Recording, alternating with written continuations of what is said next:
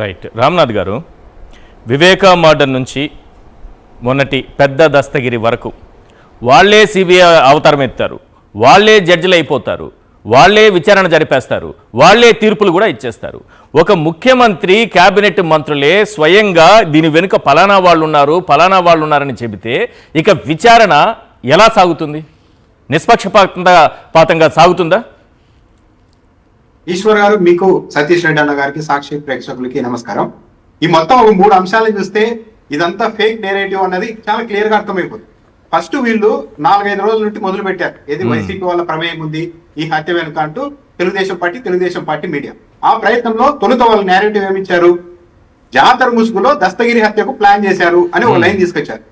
నిజంగానే దస్తగిరి జాతరను అడ్డు పెట్టుకొని దస్తగిరి గారిని హత్య చేయాలి అనుకుంటే ఆ జాతరలో వెళ్ళి ఆ అబ్బాయితో ఎందుకు గొడవ పడతారు, ఆయన కుమారుడితో ఎందుకు గొడవ పడతారు? పైగా సరే అక్కడ గొడవ పెట్టుకొని దాన్ని ఎక్కడికో తీసుకెళ్లాలని అనుకోవడానికి ఫస్ట్ చనిపోయిన దస్తగిరి గారి అబ్బాయే వాళ్ళ మీద పడ్డాడు పొరపాటు.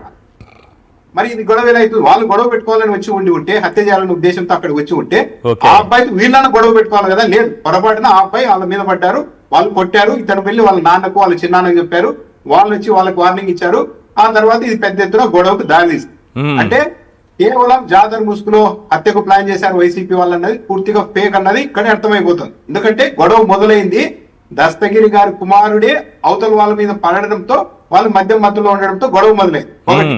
2, 4 రోజుల క్రితం వరకు ఇదే తెలుగుదేశం పార్టీ వాళ్ళంతా ఏ పని చేశారు, ప్రచారం చేశారు, ఇదంతా గంజాయి బ్యాచ్ పని అని ఈనాడు, ఆంధ్రజ్యోతిలో కూడా కథనాలు వేస్తారు. కానీ బాగా గమనిస్తే 5 రోజుల క్రితం నుంచి మొత్తం మారిపోయింది. రోజుకో మంత్రి వస్తున్నారు ప్రెస్ మీట్ పెట్టడానికి, మళ్ళీ సామాన్యులు కూడా కాదు, రోజుకో మినిస్టర్ రావడం. దస్తగిరి గారి హత్య వెనుక జగన్మోహన్ రెడ్డి డైరెక్ట్ గా, మనకి నిత్యానంద రెడ్డి గారు అనేది కూడా వదిలిపేశారు, జగన్మోహన్ రెడ్డి గారే చంపించేశారు అని మాట్లాడుతూ ఉన్నారు. ఎందుకు హఠాత్తుగా ఈ నేరేటివ్ తెచ్చారు అంటే, వైఎస్ వివేకానంద రెడ్డి గారి కేసుతో మొన్న వాడారు ఎలక్షన్లకి, సుధాకర్ హత్య అన్నారు, అది ఇది అని మాట్లాడారు. ఇప్పుడు అవన్నీ వీక్ పాయింట్లు అయిపోయాయి. సో వచ్చే ఎలక్షన్ కి ఎజెండాగా ఏదో ఒకటి తయారు చేయాలనే ఉద్దేశంతో ఒక్కసారిగా 5 రోజుల క్రితం నుండి ఇగో దస్తగిరి గారి హత్య మొత్తం జగన్మోహన్ రెడ్డి గారికి అనుసంధానంలోనే జరిగింది.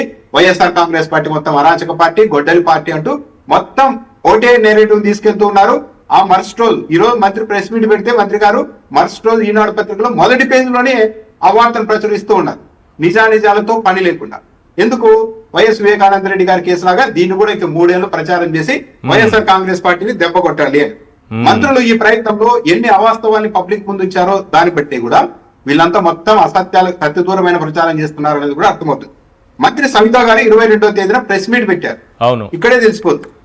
మంత్రి సవిత గారు ప్రెస్ మీట్ పెట్టి ఏం చెప్తున్నారు, జగన్ రెడ్డి ఏ అరాచకం చేయమంటే నా భర్త అది చేశాడు, దానికి ప్రతిఫలంగా చివరికి అతడిని శవాన్ని బహుమతిగా పంపారు ఈ నీచుడు అంటూ ఆమె ఆవేదన వ్యక్తం చేస్తుంటే, కన్నీరు మున్నీరు అవుతుంటే మా గుండె తరుక్కుపోయిందని మంత్రి సవిత గారు అన్నారు.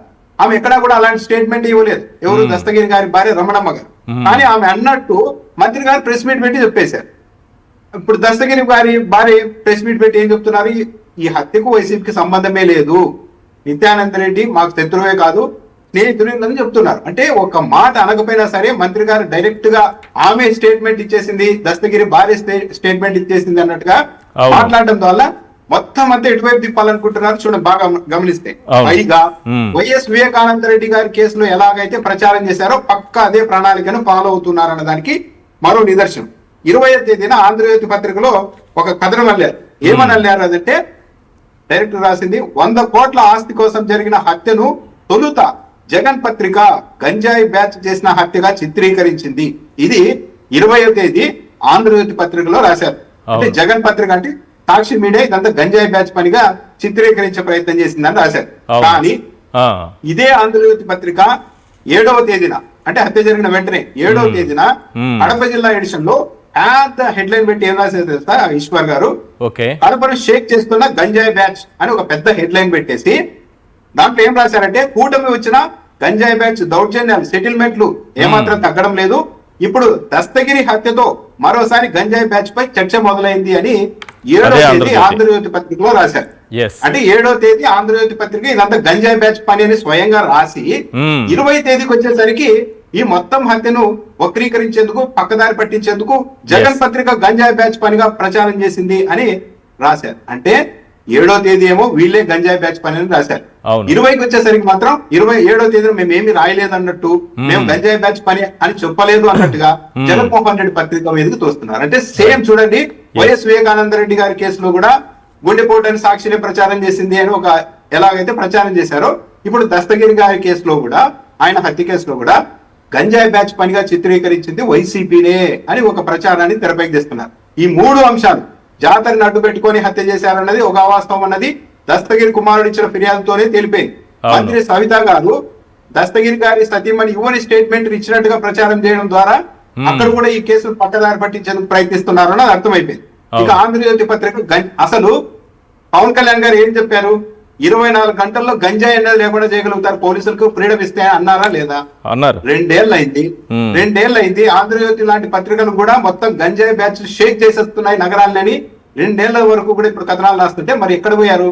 గంజాయి బ్యాచ్లు ఎందుకు ఇంత విచ్చలవిడిగా తిరుగుతున్నాయి అంటే సింపుల్ ఒకే ఎజెండాతో పనిచేస్తున్నారు. ఈ రోజు చంద్రబాబు నాయుడు గారు ఆ క్లస్టర్లకు సంబంధించిన శిక్షణ కార్యక్రమంలో పాల్గొన్నారు.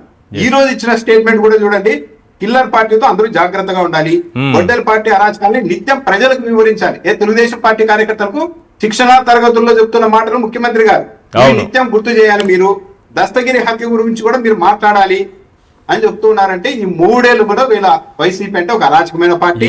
ఆ పార్టీ ఈ పార్టీ ప్రచారం చేయడం ద్వారా మొత్తం ఎజెండాని ఇటువైపు మళ్లించాలి అని అనుకుంటున్నారు చంద్రబాబు నాయుడు గారు. రైట్.